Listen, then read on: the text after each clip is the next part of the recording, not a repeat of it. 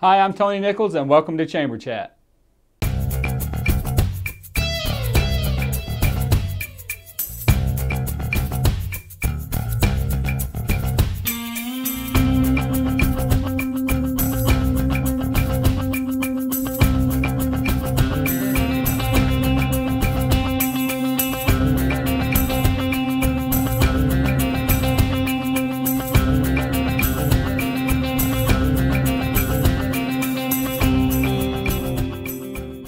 Hi, welcome to Chamber Chat, a program put together by the Salisbury Area Chamber of Commerce to keep you informed on what's going on in your community and in your chamber. Joining us today is Donelle VanHolten with the Salisbury Horizon program. Donnell, thanks for joining us. You're welcome. As with any program that we first introduce here on Chamber Chat, you know, the Salisbury Horizons program has been around a while. Can you give us an overview of what Salisbury Horizons is all about? Sure. Salisbury Horizon started off in 2003 where they saw a site in Kent County where they could help students from low-income families that have potential to help them throughout the summer so that there's not a summer slide. Bill Middleton, who was the superintendent at that time, saw that there was need here at the in the community and felt that it would be a good program for the community, and that's how Salisbury Horizons started. Okay, so what is the format of Salisbury Horizons? What do you guys do? Is it a singular year program? Is it multi-year? It is multi-year. The students start off in kindergarten and they stay in the program until 12th grade. Okay. So these students continue to come back. These are students from Wicomico Public Schools, and students with potential, and parental involvement is another criteria that they need to have in order to be in the program. And through the Board of Ed, we got a chance to look at their progress throughout the year to see where they need help throughout, so we could help them in academics in the summer as well as throughout the school year. Gotcha. So it's not come see us for the summer program and then hopefully you come back next year. You get them young and you stay with them. I think that's so important. I've been in several meetings over the last couple of months, and it's identified that at a very early age is when we can either make an impact or we lose those kids, and it's much more difficult to pull them back in to want to do the right thing rather than to go down the wrong path. So the fact that you're starting in kindergarten, that's before that you know, age 8, unfortunately. Yes. That many of them go astray. So it's good to have them through the entire high school years as well. Yes. And understand that this is the first year that you guys have seen the fruits. I mean, I know you've seen the fruits of your labor, but you're really seeing the fruits of your labor for the first time this year. Yes, and so the students, when they finish 8th grade, they graduate to go to 9th grade in the Horizons program. So there's a different type of program then. Okay. And the high school program is more of a mentoring program where we do one-on-one with the children. And in that sense, just trying to keep them throughout to help them, give them the added support that they need to throughout the high school years. And as you mentioned earlier, it is good to see the ones that started off. We had 10 students that started off in Horizons that graduated this year from high school and pursuing their careers. Some of them are going to college, community college, and so forth. So it's good to see what that we had a chance to be involved in their lives, to see the potential that they can be.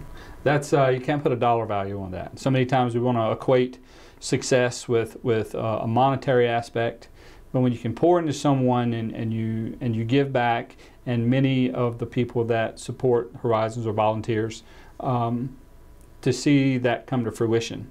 Yes. That's a payment that you can only until you experience it that you know what that feels like. Yes, and it takes a village. It takes a village to raise a child, and that's what the community did when they helped us to start off with Horizons, and then everyone is working together to help these children so that they can get farther on in life, and then they can help out others as they get older.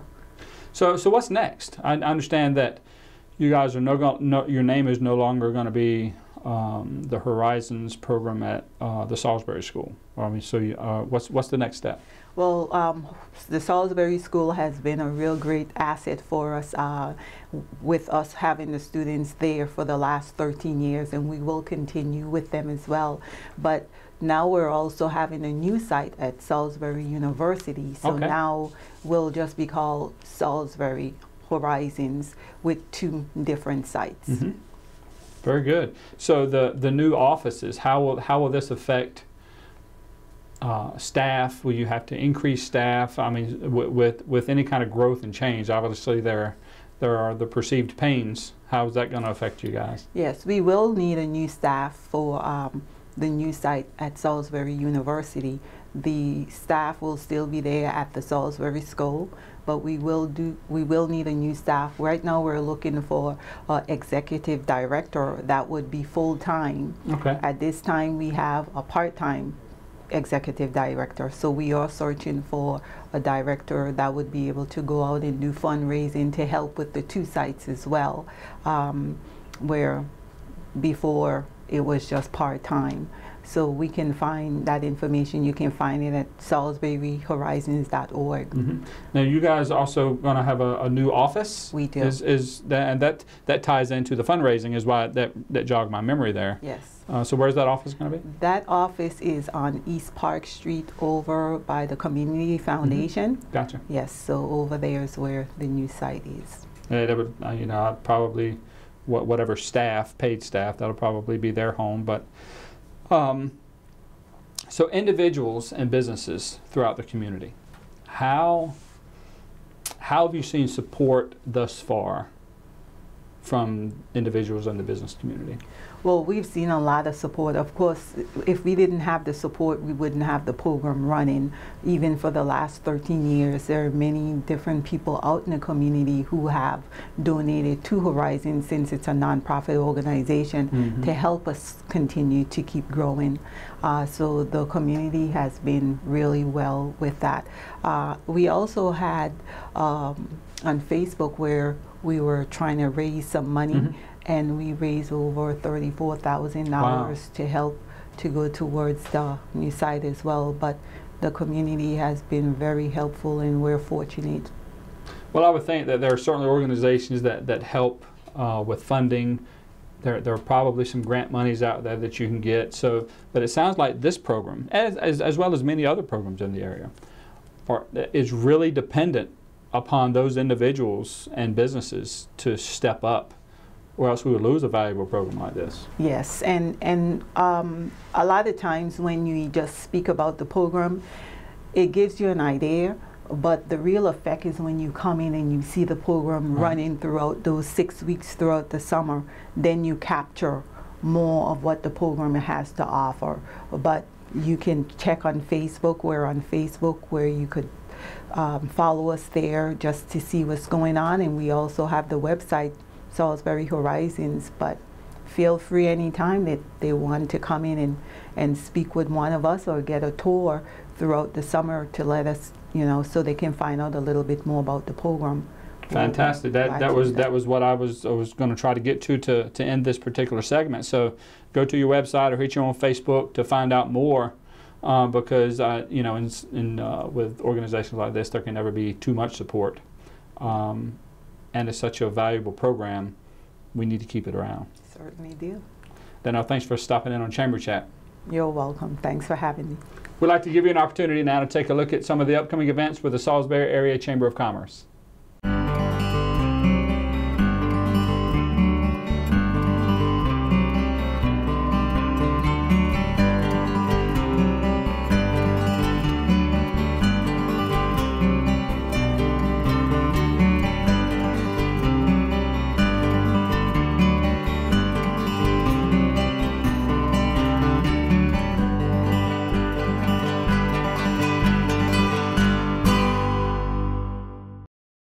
Welcome back to Chamber Chat right here on PAC 14. Joining us now is Cheryl Meadows, the Executive Director for the Salisbury Neighborhood Housing Services. Welcome to the program. Thank you. You know, I have to be honest, I had a misconception for many years. I've been here on the shore 12 years. Had a misconception of what you guys are and do. Because I think, and hopefully we can clear this up for a lot of other people that may have a different perception. I've worked in many different cities across the eastern part of the United States, and I've worked in some housing authorities. The low-income housing scenarios. That's what I thought you guys were. And but you're not. What we are. Could you tell us what you are? Salisbury Neighborhood Housing is a local nonprofit. We're a 501c3 organization, and we're chartered by a congressionally chartered nonprofit, NeighborWorks of America. We are one of about 250 similar organizations across the country, and we've been in business for 22 years here in Salisbury. Wow. When we were talking earlier, I would have had no idea it was 22 years, but in the same breath, it's a staple in the community. You know, it's one of those iconic services that you always hear about, and you think you know what it is, and but you find out it's not. So what kind of services do you guys offer and provide? Well, our mission is neighborhood revitalization through home ownership opportunities. We provide lending products for mortgages. We provide rehab loans, down payment and closing cost assistance. We also have an educational side where we provide monthly homebuyer education classes. We are a HUD certified foreclosure counseling agency, and we do individual credit budget counseling as well. All right, that's a lot. So you answered part of my next question. So I was going to say, so I would like to purchase a home, first home or not. I think you're not just for first-time home buyers. That's right. And I don't know anything. I don't know how to make an offer on a house. I don't know about mortgages. That's where the education piece comes in? Right. The homebuyer education class really takes you through the entire process. Credit and budget is the beginning to see if you can qualify for a mortgage loan. Our counselors are great. They will work with you at no charge to make sure your credit is where it needs to be. The class also covers how to shop for a home, how to work with a realtor, how to shop for your mortgage, and what happens after you get in the house, post-purchase issues, you know, how to maintain your home. Right. So the idea from taking someone that has no idea to home ownership is in essence the mission. It is. And everything in between. It is. As a NeighborWorks organization, we're required to hold a full cycle lending certification, which means we start from the very beginning and we take you all the way through the process, and we're there even after you buy your home. If you know, for some reason you do get into trouble and find yourself maybe past due on your mortgage and maybe facing foreclosure, we're still there to help you. Okay, so I fessed up at the beginning of this segment about me not really knowing what you guys do. What is something that you guys do provide that you want to make sure someone knows about? Well, I think being a nonprofit, there's a misconception that we are just a low-income housing agency, and that is not what we do. While we do have programs that specifically target low and moderate income families, we don't have any income restrictions. Now, the lower your income, the better interest rate you're going to get, the more down payment and closing cost assistance you're going to be eligible for. We have grant programs that are specifically for lower income families, but we don't want to create low income neighborhoods. We want economically diverse neighborhoods. So that's why we open our programs up to anyone that's interested. I think the caveat to that is if you use your services, you can't purchase it for a rental home. You have to live in the home. That's right. You do have to live in the home as long as you have your mortgage through Salisbury Neighborhood Housing. Every so often there's a news cycle that talks about housing in Salisbury. From too many renters, you can't have so many renters in your home, to low-income housing. Where do you guys fit into that picture? We serve, as I said before, all income levels.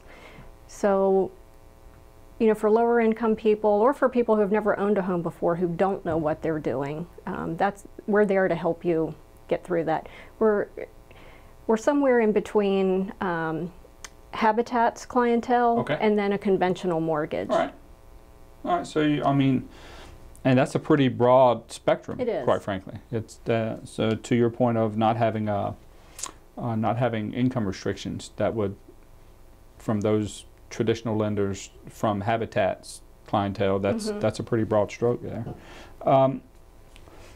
Who supports you guys locally? I know you said you're part of our national organization, but you're still a nonprofit, and you likely have the same woes that every other nonprofit deals with. We do. So how do you guys get supported locally? We get a lot of support from the community. From the city of Salisbury has been a great supporter for Salisbury neighborhood housing ever since our inception. We also get a great deal of support from local businesses and the local lending institutions. For the first 5 years of our existence, our operating budget came directly from the lending institutions and the business community. Wow, so without them, yeah, we probably would have floundered. We also get a lot of support from the community foundation, chamber. The residents of the neighborhood. That's right. So the answer is yes. We will accept that help if you can give it to us.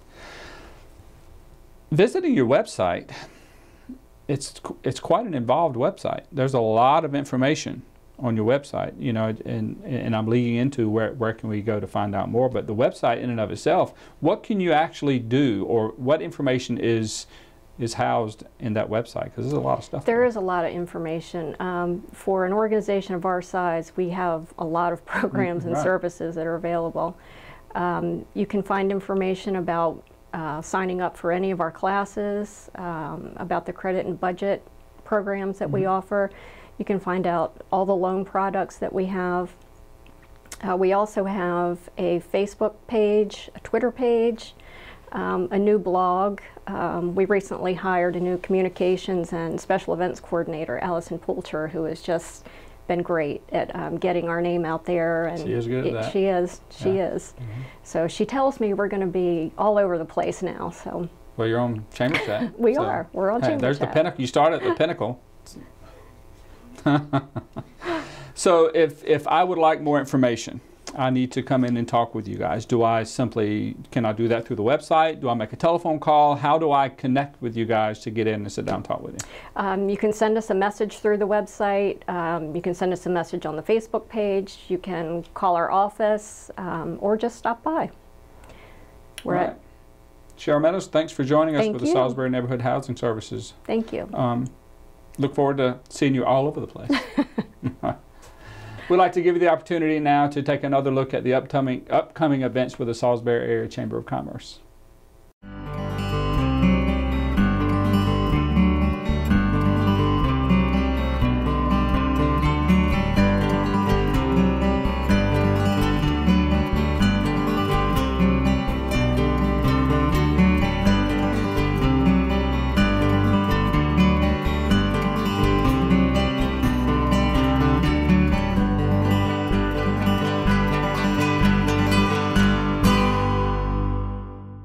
Welcome back to Chamber Chat right here on PAC 14. Joining us now is the Director of Events for the Salisbury Area Chamber of Commerce, Shannon Mitchell. Welcome back. Hi, thanks for having me. Good to have you back. You're here to talk about something that is coming up in October. And it just might help people find some jobs. It might. We hope so. What would that be? It would be our fall job fair that we co-host with the One Stop Job Market. This year is also a milestone event, I think. Yep. How many years? We will be going into our 10th year this year. I know this is a question that there's no way to know, but how many people over the years do you think have attended cumulative over the last 10 years? Well, we average about 2,000 to 3,000 job applicants each year. So 2,000 to 3,000 times 10, that gives you your number. North Carolina math gives you 20,000 there. So that's pretty good. Yeah. The vendors from the employers coming to find the jobs. I've been a participant, been a sponsor, even had my son come out as a job seeker in times past. But how many on average, I would say, how many employers show up, and what is the range of the types of jobs, types of level of positions that you would see? Sure. Average, we get about 40 employers, though we have been seeing that increase the past couple of years, which is great. Yeah. Great. About 10 years ago, we had about 50 employers. Then we saw that slowly decline, and now we're seeing it grow again, which is wonderful. As far as who's there, it's a really wide range. Our job fair is a little different in that sense. A lot of job fairs maybe cater towards, the college age group, getting out of college. So ours really has something for everyone, is what we hope. We have a wide range of industries that participate, and the jobs that they hire for are everything from high school summer part-time jobs to full-time vocational positions, entry-level positions right out of college, up to management level. So we hope there's something for everyone there. So we'll have 10 or 12 jobs to offer ourselves, so we'll be having a booth as well. Yeah. Where's the location within the mall? I mean, if you go to the mall, you can find it. Yeah. But where would the hub, if you will, be? The hub is centered towards the Boscov's area. So when you pull off of Route 13, you'll see Boscov's, and you just go in one of the main corridors of the mall, towards that end of the mall, and you'll see all of our employers set up. All right. So a job fair is a job fair. So let's turn to not so much the employers, because if they put an ad in the paper, if a word of mouth, we typically can get applicants. We don't always get the right kind of applicants. That's true. So for the applicants, for the people that are coming, what advice would you give them? I know that's a very broad stroke. Yeah. But there's got to be something that we can give them to help them out. Well, there are a couple obvious things. The first one is you want to dress to impress. This is a job interview. And for some, it's going to be a job interview for potentially 20 or 30 different jobs because there's so many employers there. So if you think you're overdressed, you're probably not. So the more formal, the better. Yeah, I have had people, when we have had booths there, that let's just say they were not dressed for success.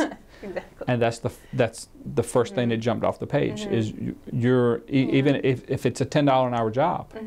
Yeah, it doesn't matter. It doesn't matter if you're applying, if you're a high school student and you're applying for a summer job while there. You should be dressed the same as if you're applying for a management level job that requires 10 to 20 years of experience. Over the years, the people that constantly stand out to me are those people, regardless of the position, that are dressed appropriately. Yes, sure. And a suit is not overdressed. So dress appropriately and you'll have a much better chance. The resume. Resume is crucial.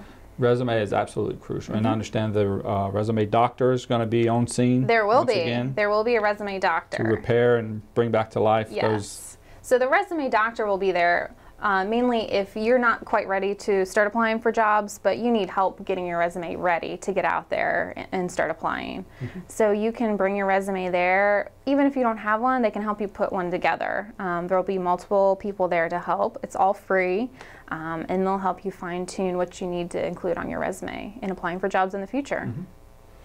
So how important in your mind that you've seen and talked to and when you're talking to the employers is the look and how that resume reads? I think that would be just as important as your physical appearance when you first walk up to the employer at the job fair. And as you know, Tony, I'm sure in your line of work, you've seen it, that usually recruiters, if they're looking through a stack of resumes, might look at the resume maybe 10 seconds each before forming an opinion on that person. That's very true. I've seen resumes where the resume was a paragraph. I didn't read the resume. Yeah. I just passed. Yeah, and it's unfortunate because that could have been the perfect candidate. But it was just when you have so many, when you put one position out and you get 80 to 100 submissions to that position. Yeah, you're looking for certain keywords. That's right. And so when you're fine-tuning your resume and working it up, you want to make sure that the 10 seconds that they're looking at are really going to count. So make sure you highlight what you want. Yeah, not only that, when people are talking, you know, just a point that I would make is be curious in your conversation. Ask curious questions about the position. Sure. Not trying to drill too deep, but what are the expectations? What are the hours? Is there room for advancement? All those types of questions, rather than do you have any jobs? Sure, exactly. And going along with that is make sure you do your research before the job fair. We will post all of the employers that are going to participate on our website, and usually they also include the positions that they're hiring for. So we'll include that online as well. So you can go on there, check out and see who's going to be there and what you might be interested in applying for. And then take a few minutes and research each one of those companies. Right. So you can go there and have, you know, a little background knowledge on what they do and what they're looking for. Sure. Employers, again, we've talked mostly about the applicants, but the employers get access to 2,000 people potentially. Yeah. And where else for a half a day really do you have the it's a pretty intense day when people are lined up, but you still get access to a lot of people and a lot of very qualified people. Yeah, we don't have, the job fair isn't all day long. It's only 3:30 to 7, but in that period of time there are usually at least 2,000 applicants that come through the doors. So how can I get a booth, and where would I call to get that booth? All you need to do is you can call the chamber or you can visit our website. The booth applications are online. For a 10 by 10 space, it's $125, and we'll take registrations up to about the week before. Sure. Okay. Well, any parting words before we see you at the job fair? Just remember, this is a great way to meet a wide range of applicants in a short period of time. And if you're looking for a job, make sure you check out our website to see what we'll have available. Thanks for stopping in on Chamber Chat, Shannon. Thanks for having me.